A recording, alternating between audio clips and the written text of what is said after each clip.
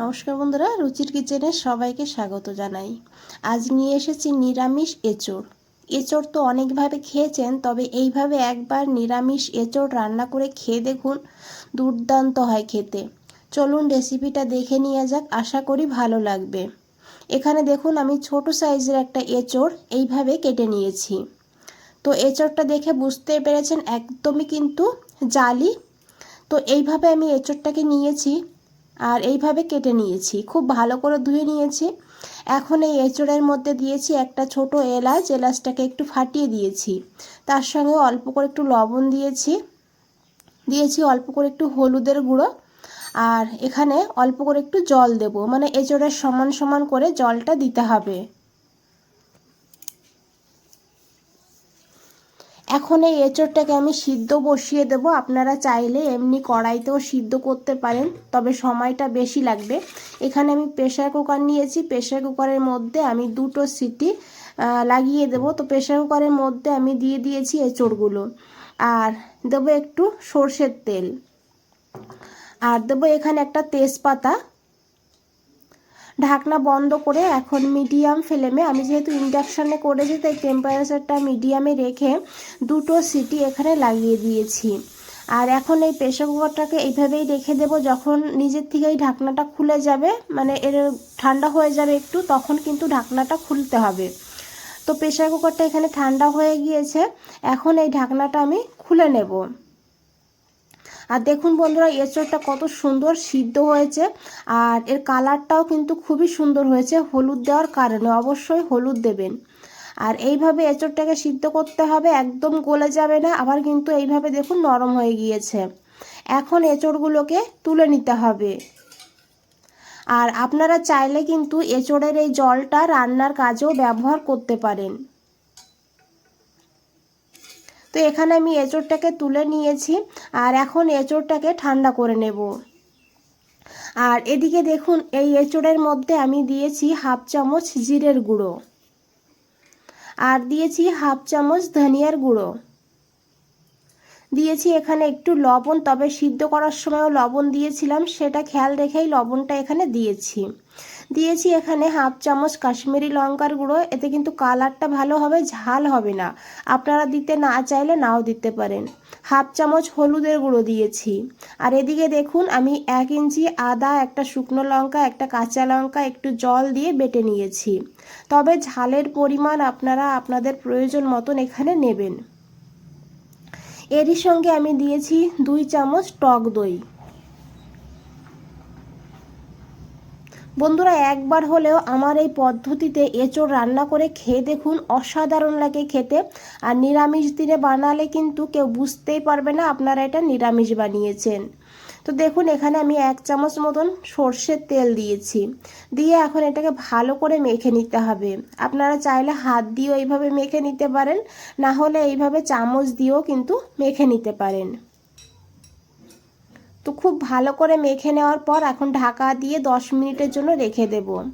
আর এদিকে দেখুন একটা কড়াই বসিয়ে দিয়েছি, কড়াইতে দিয়েছি বড় 2 চামচ সর্ষের তেল। রান্নাটা আমি সর্ষের তেলে করেছি, তবে যেহেতু এঁচোড় রান্না তাই সর্ষের তেলে করলেই স্বাদটা বেশি ভালো হবে। তেল ভালো করে গরম হয়ে গিয়েছে, এখন এখানে দিয়েছি 1/2 চামচ গোটা জিরা, আর একটা এলাচ ছোট দেখে, একটু দারচিনি, একটা তেজপাতা, একটা শুকনো লঙ্কা। ফোড়নটাকে ভালো করে ভেজে নেব। তারপরে এখানে দেব আলু। এখানে আমি দেখুন 2টো আলু এইভাবে বড় বড় করে ডুমো ডুমো করে কেটে নিয়েছি। এখন এই আলুটাকে ভালো করে ভেজে নিতে হবে, একদম যেমন মাংসতে আমরা আলু দিই লাল লাল করে ভেজে নিই, ঠিক সেইভাবে আলুটাকেও কিন্তু এখানে ভেজে নিতে হবে।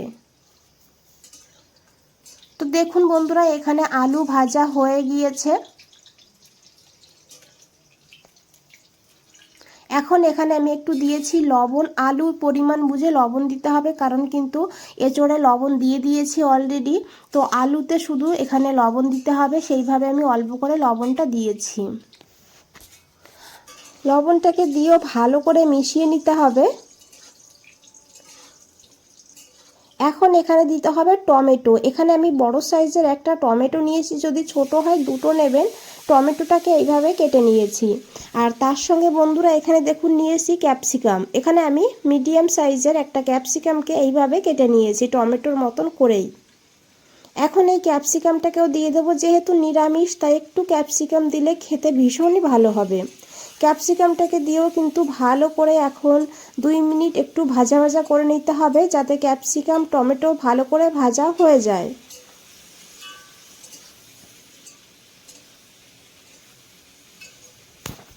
তো দেখুন খুব ভালো করে ভেজে নিয়েছি আর টমেটো নরমও হয়ে গিয়েছে। এখানে আমি একটা মশলা দেব, দেখুন কিভাবে বানিয়েছি। একটা বাটির মধ্যে নিয়েছি 2 চামচ চারমগজ, এরই সঙ্গে 1 চামচ পোস্ত নিয়েছি। তবে পোস্তর পরিবর্তে এখানে আপনারা 4-5টা কাজু বাদামও নিতে পারেন। আর তাছাড়া শুধু কাজু বাদাম বেটেও কিন্তু রান্নাটা করতে পারেন, না হলে একটু চীনা বাদামও বেটে দিতে পারেন। এখানে অল্প করে একটু জল দিয়েছি, জলটাকে দিয়ে ভালো করে এটাকে ভিজিয়ে রেখে দিয়েছিলাম আমি 10 মিনিট। এইভাবে একটু ভিজিয়ে রাখলে তাহলে কিন্তু মশলাটা একদম মিহি করে বাটা হয়। 10 মিনিট পর মিক্সার গ্রাইন্ডারে দিয়ে এটাকে আমি পেস্ট করে নিয়েছি। দেখুন সেই পেস্টই এখানে দিয়ে দিয়েছি। এখন খুব ভালো করে মিশিয়ে নেব। জারের মধ্যে অনেকটা মশলা লেগে আছে, সেই কারণে অল্প করে একটু জল দিয়ে এখানে দিয়ে দিয়েছি। দিয়ে ভালো করে এইভাবে আমি 2 মিনিট কষিয়ে নেব মশলাটাকে। বন্ধুরা রেসিপিটা দেখে যদি একটু ভালো লেগে থাকে একটা লাইক করে দেবেন, চ্যানেলটাকে সাবস্ক্রাইব করে পাশে থাকবেন, কমেন্টসে জানাবেন কেমন লেগেছে। আর এখন এখানে আমি দিয়ে দিয়েছি সেই ম্যারিনেট করে রাখা এঁচোড়। এঁচোড়টাকে দিয়ে হাই ফ্লেমে 2-3 মিনিট ভালো করে একটু ভেজে নিতে হবে। এতে মশলাটাও ভাজা হয়ে যাবে আর এঁচোড়টাও কিন্তু একটু ভাজা ভাজা হয়ে যাবে।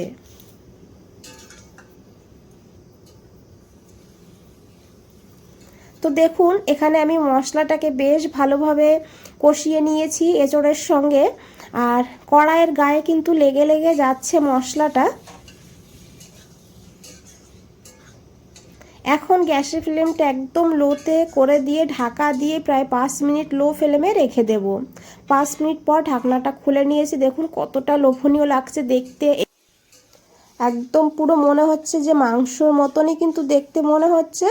আর এখন খুব ভালো করে মিশিয়ে নিয়েছি। আর আলুটা প্রায় কিন্তু সিদ্ধ হয়েই গিয়েছে দেখুন। আর এখন এখানে দিয়ে দিতে হবে পরিমাণ মতন গরম জল। হালকা গরম জল দিলে রান্নাটাও তাড়াতাড়ি হবে, স্বাদটাও বেড়ে যাবে। জল দিয়ে খুব ভালো করে মিশিয়ে নিতে হবে। তারপরে ঢাকা দিয়ে 6 থেকে 7 মিনিট রান্না করব মিডিয়াম ফ্লেমে। 7 মিনিট পর ঢাকনাটা খুলে নিয়েছি। এখন একবার খুব ভালো করে মিশিয়ে নিতে হবে। আর বন্ধুরা এই রেসিপি আপনারা ভাত, রুটি, লুচি, পরোটা, পোলাও, ফ্রাইড রাইস সব কিছুর সঙ্গেই খেতে পারবেন।